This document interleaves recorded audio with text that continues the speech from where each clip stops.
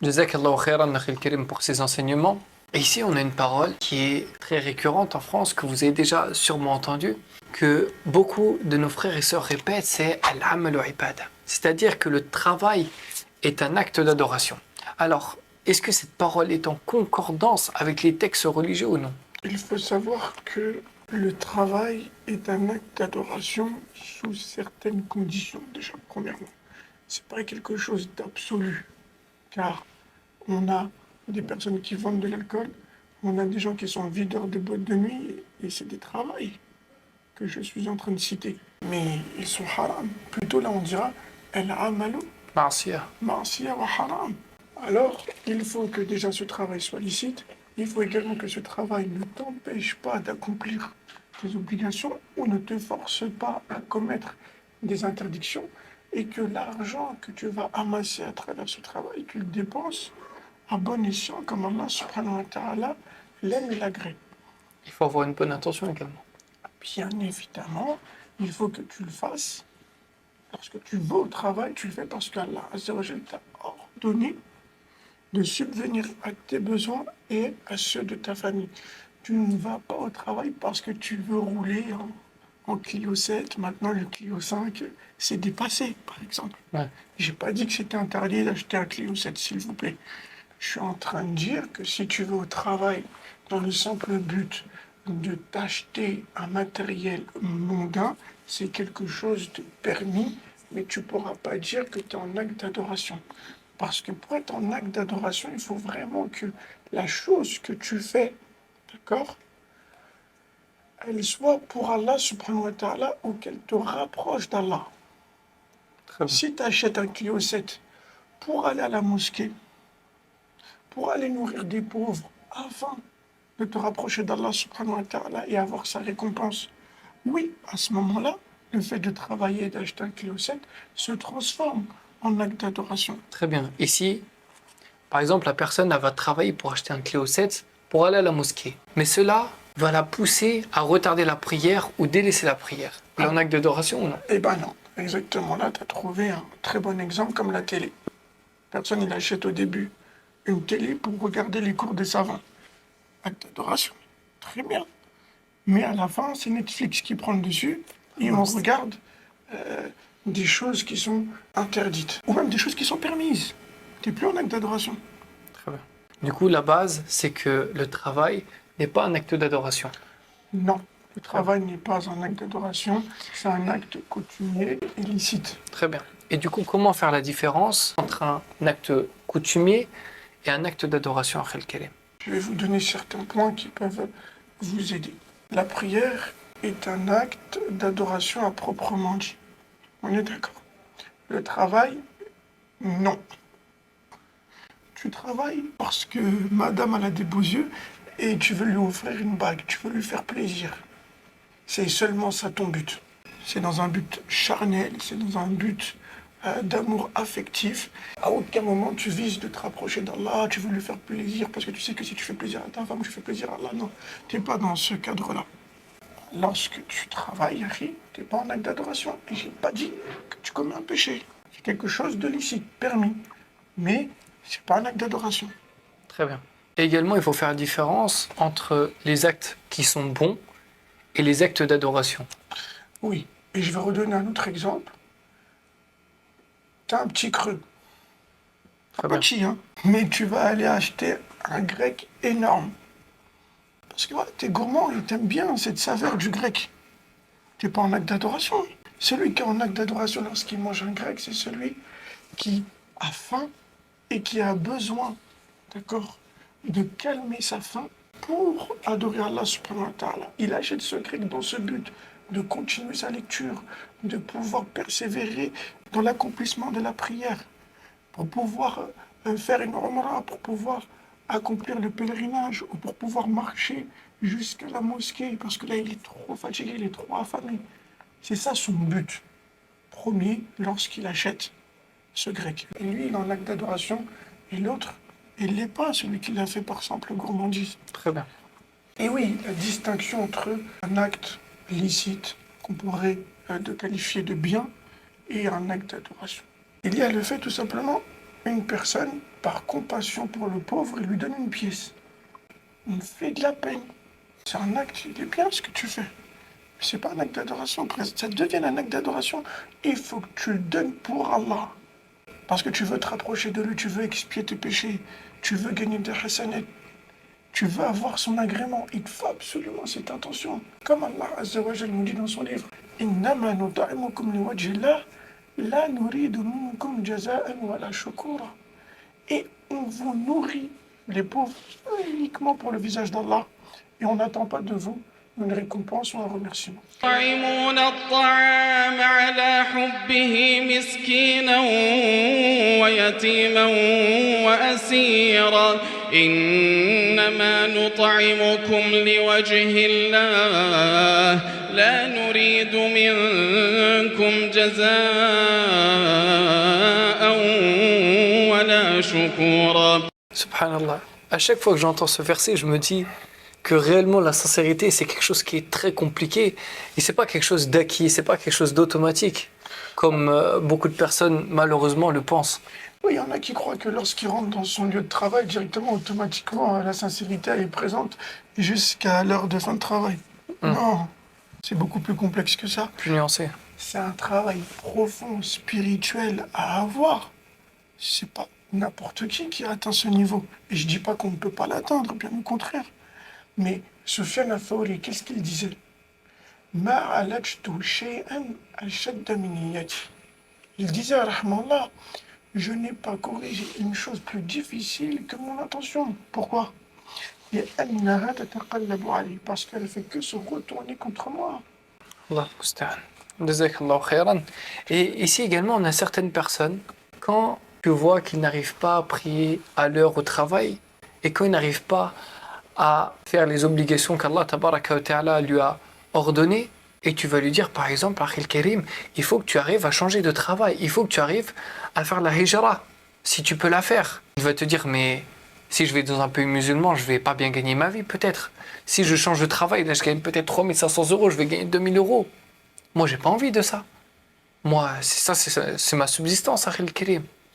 Déjà, premièrement, on a tous un problème, malheureusement, un manquement concernant le tawakkul, c'est-à-dire la confiance en Allah, subhanahu wa ta'ala. On a tous des degrés, il y a des échelles différentes. Mais il ne faut pas oublier qu'Allah tabaraka wa ta'ala a écrit et décrété notre subsistance 50 000 ans avant la création des cieux et de la terre. On va mourir uniquement avec ce qu'Allah Azza wa Jal nous a prédestiné. On n'aura ni moins ni plus. Et à aucun moment, obéir à Allah subhanahu wa ta'ala, aller vers Allah et son adoration, va diminuer quoi que ce soit de tes biens mondains, bien au contraire. Il nous dit subhanahu wa ta'ala, وَمَنْ يَتَّقِ اللَّهَ يَجْعَلْ لَهُ مَخْرَجًا. Celui qui craint Allah subhanahu wa ta'ala, Allah Azza wa Jalla lui accorde une issue de secours où il ne s'y attend pas.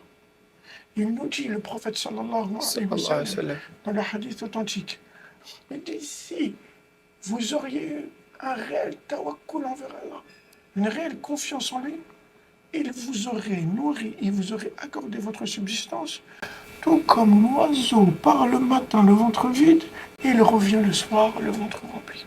Très bien. Et également, tout à l'heure, tu m'as cité un hadith qui était très bien dans ce sujet, le hadith de Sa'd ibn Abi Waqqas.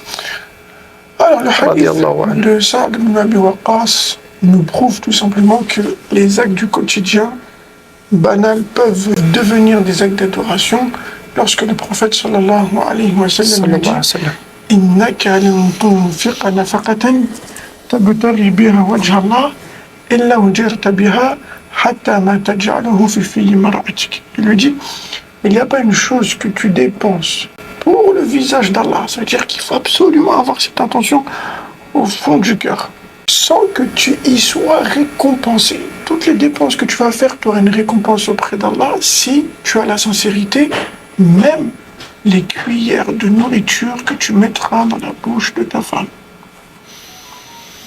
Mais attention, encore une fois, ça demande un travail vraiment profond et personnel et spirituel pour arriver à ce degré. C'est pas automatiquement, dès que j'achète une nourriture, forcément, j'aurai une récompense. Très bien. Également, Akhil Karim, pour finir, je trouvais que ce point était très important. Le fait que la subsistance n'est pas forcément matérielle. Oui, bien évidemment, la subsistance se reflète dans beaucoup de domaines, dans beaucoup de choses. Il ne faut surtout pas avoir un esprit capitaliste et voir uniquement avec des chiffres dans un compte en banque. Je vous donne un exemple concret. Vous avez 1 million d'euros à droite et vous avez à votre gauche la santé. Qu'est-ce que vous choisissez? C'est quoi la réelle subsistance entre les deux, la meilleure? Forcément la santé. La famille, c'est une subsistance incommensurable. Le bien-être, c'est une subsistance incommensurable. Et là, je serais pour certains frères qui ne sont pas encore mariés. Une femme pieuse, des enfants pieux. Bien évidemment, tout ça font partie de la subsistance, donc il ne faut pas regarder que d'un seul œil et plutôt voir très large dans l'horizon. Également la religiosité. Ah, bien sûr, la religiosité est la plus grande des subsistances qu'Allah subhanahu wa ta'ala puisse accorder aux serviteurs. Et c'est pour cela que dans Surat Al-Fatiha, qu'est-ce qu'on dit à chaque prière? Ihdina as-sirata al-mustaqim. Continue. Sirata alladhina an'amta alayhim. Sirata alladhina an'amta alayhim. An-ni'ma ici, le bienfait. Bienfait de quoi? Du droit chemin. Le bienfait du droit chemin, le bienfait de la foi, le bienfait de la guider, le bienfait de connaître Allah subhanahu wa ta'ala. Allah azza wa jal, il nous ordonne au minimum 5 fois par jour qu'on lui demande la subsistance de l'au-delà. Et nous, on s'efforce à regarder par terre, à regarder dans le matériel mondain. Après, pour finir, j'aimerais finir sur ce verset. وَمَا خَلَقْتُ الْجِنَّ وَالْإِنسَ إِلَّا لِيَعْبُدُونَ. J'ai créé les djinns et les hommes uniquement pour qu'ils m'adorent, pour vous faire montrer dans le verset 56, soit les éparpillés, qu'il n'y a pas de contradiction entre le fait d'adorer Allah subhanahu wa ta'ala et recevoir ses bienfaits mondains. Pourquoi? C'est subtil, mais c'est délicieux. Allah azza wa jal, il nous dit, j'ai créé les djinns et les hommes uniquement pour qu'ils m'adorent. Ensuite, qu'est-ce qu'il dit? Ma uridu minhum min rizqin wa ma uridu an yut'imun. Et je n'attends pas d'une subsistance et je ne veux pas qu'ils me nourrissent. Inna Allaha huwa ar-razzaqu dhul quwwati al-matin. Et Allah est celui qui donne la subsistance, il est le fort, l'inébranlable. Il parle de l'adoration, il parle de la subsistance pour nous faire montrer que l'un n'empêche pas l'autre. Bien au contraire. Et je vais me permettre de rajouter un verset où Allah tabaraka wa ta'ala nous dit وَأْمُرْ أَهْلَكَ بِالصَّلَاةِ وَاصْطَبِرْ عَلَيْهَا لَا نَسْأَلُكَ رِزْقًا نَحْنُ نَرْزُقُكَ وَالْعَاقِبَةُ لِلتَّقْوَى. Alors dans ce verset également, Allah tabaraka wa ta'ala nous fait montrer que son obéissance est une cause pour avoir la subsistance, qu'elle soit mondaine ou spirituelle. Il dit, subhanahu wa ta'ala, et ordonne, d'accord, à ta famille la prière. Et patiente sur celle-ci, sur cette prière. On voit bien, wastabir, ça veut dire qu'il va avoir de la dureté, d'être constant dans la prière. Lorsque tu essayes de regarder un petit peu l'étymologie du terme en langue arabe, tu vois très bien qu'ici, il y a le sens de difficulté. Wastabir, alayha. Et ensuite, Allah Azza wa Jal, qu'est-ce qu'il dit? Et nous, on va t'accorder la subsistance. La nas'aluka rizqan nahnu narzuquka. Wal-aqibatu lit-taqwa. Subhanallah. Et la fin est pour la piété, pour les gens de piété. En fait, on va finir sur cet exemple, c'est que Allah Azza wa Jal, il nous dit, faites-moi confiance et tout va bien se passer. Wa man yatawakkal ala Allah, fahuwa hasbuh. Wa man yattaqillaha yaj'al lahu makhraja. Exactement. Mais nous, malheureusement, on a du mal à faire le pas. Alors que si quelqu'un de l'extérieur, il vient te voir, il te dit, j'ai un commerce, il va être fructueux, il faut que tu t'associes avec moi. 50-50. Si tu ne te lances pas, est-ce que tu vas avoir les fruits? Bien sûr que non. Est-ce que tu pourras recevoir les gains? Bien sûr que non. Et nous, si on ne fait pas confiance à Allah subhanahu wa ta'ala, comment on va pouvoir constater ses bienfaits et la promesse qu'il nous a donnée dans les versets coraniques ou à travers les hadiths prophétiques. C'est quoi ces gens? Vous trouvez des excuses maintenant? Pourquoi vous mélangez la prière et le travail? Tu crois que Dieu, il te pardonnera pas? Si tu peux faire ta prière à l'heure, faut la faire à l'heure. Mais si tu peux pas la faire à l'heure, tu n'es pas en train de rouler des renoufs ou des rails. Tu es en train de travailler. Je pense que notre est clément et miséricordieux pour des trucs comme ça. Je pense. Non, moi, Et ici également, il y a une parole qui revient trop souvent, parole qui est triste, que j'ai entendue à maintes reprises de mes propres oreilles. Quand on est au travail et tu veux dire à une personne de prier, il ne va pas prier. Qu'est-ce qu'il va te dire? Allah Ghafour Rahim. Allah Tabaraka wa Ta'ala est pardonneur et miséricordieux. Est-ce que cette parole-là est dans son contexte? Est-ce qu'on peut utiliser les noms d'Allah Tabaraka wa Ta'ala pour se disculper de faire la prière en son temps ou non? Encore une fois, c'est une parole vraie par laquelle on essaie de se frayer un chemin vers le faux. Voilà, yazubillah. Les attributs d'Allah subhanahu wa ta'ala sont très nombreux. Parmi ceux-là, il y a le pardon, il y a la miséricorde, mais il y a également Shadidul Iqab. merci qu'il est dur en châtiment et en punition. Il nous dit dans le verset coranique وَمَا آتَاكُمُ الرَّسُولُ فَخُذُوهُ وَمَا نَهَاكُمْ عَنْهُ فَانْتَهُوا وَاتَّقُوا اللَّهَ إِنَّ اللَّهَ شَدِيدُ الْعِقَابِ. Et ce que le messager vous a ordonné, faites-le. Ce qui vous a interdit, abstenez-vous-en. Il nous a ordonné de prier à l'heure, le prophète. Et il nous a interdit de retarder la prière à son heure. Et il nous a interdit de ne pas prier. Il nous dit العهد الذي بيننا وبينهم الصلاة فمن تركها فقد كفر. Et la différence qu'il y a entre nous et les mécréants, c'est la prière. Celui qui la délaisse, il aura certes mécru.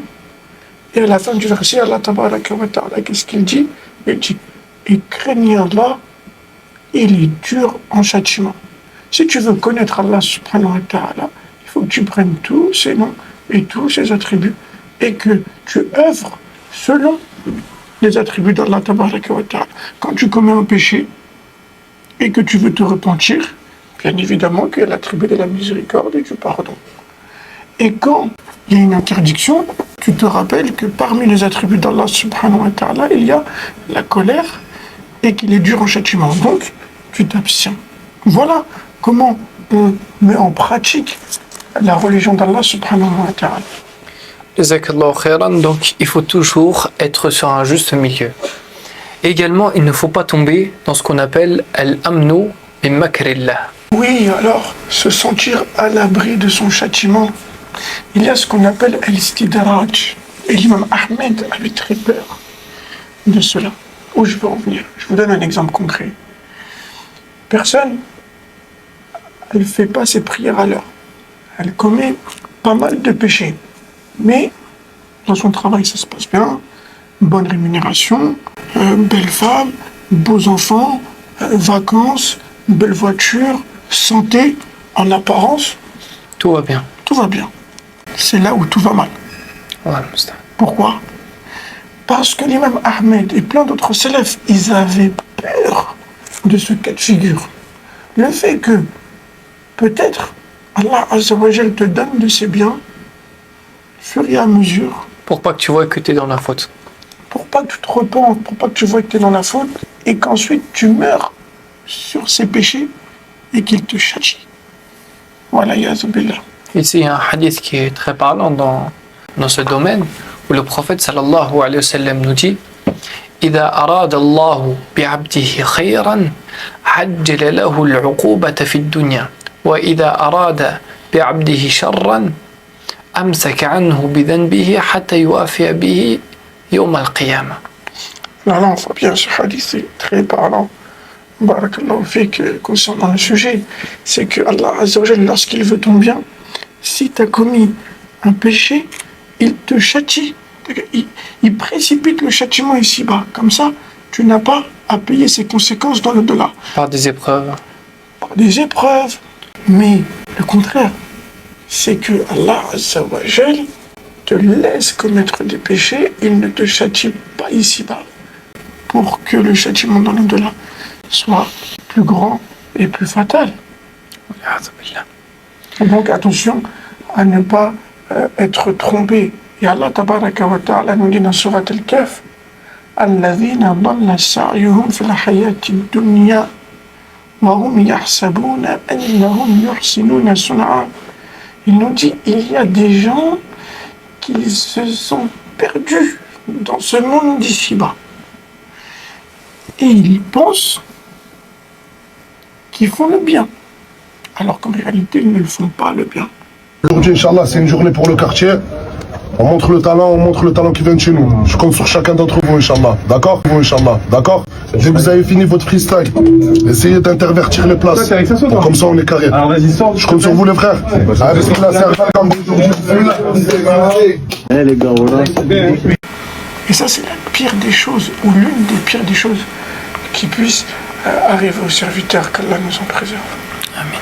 Et également, du coup, comme on a cité précédemment, al-amnu min makrillah, le fait de se sentir à l'abri du châtiment d'Allah tabaraka wa ta'ala, les savants nous disent que ça fait partie des grands péchés. Et les grands péchés, comme vous le savez, mes chers frères et sœurs, la personne, quand elle meurt, si elle meurt sur un grand péché, elle est sous la volonté d'Allah. La volonté d'Allah tabaraka wa ta'ala. Comme il nous dit dans le verset coranique, Inna Allah la yaghfiru an yushraka bihi wa yaghfiru ma duna dhalika liman yasha. Allah Azza wa Jalla ne pardonne pas le polythéisme, mais en dessous de cela, il pardonne à qui il veut. Et c'est pas mourir avec un grand péché, tu sais pas si Allah Azza wa Jalla va te couvrir de sa miséricorde ou il va te châtier par sa justice.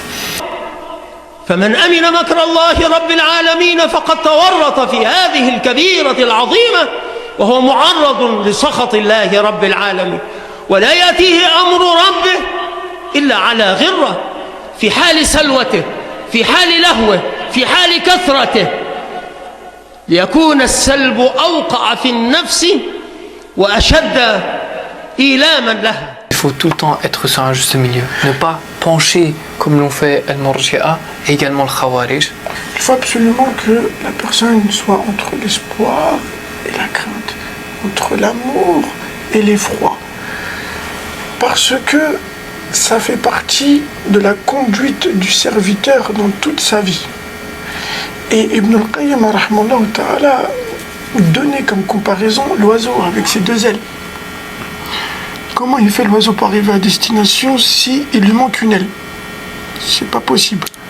Si toi tu essaies de te diriger vers Allah subhanahu wa ta'ala que avec l'amour, que avec l'espoir, que avec la miséricorde, oh je vais te pardonner, Allah va me faire miséricorde, Allah il m'aime, Tu vas pas arriver à ton but. tu vas pas arriver à ton but qui est le paradis, l'agrément d'Allah subhanahu wa ta'ala. Pareil pour celui qui va pencher que vers la crainte, l'effroi et qui va désespérer de la miséricorde d'Allah subhanahu wa ta'ala. Donc il faut ce juste milieu pour arriver à destination, Inch'Allah ta'ala. وكذلك جعلناكم أمة وسطا. Et c'est ainsi qu'on a fait de vous une communauté de juste milieu. جزاك الله خيرا وصلى الله على نبينا محمد وعلى آله وصحبه أجمعين.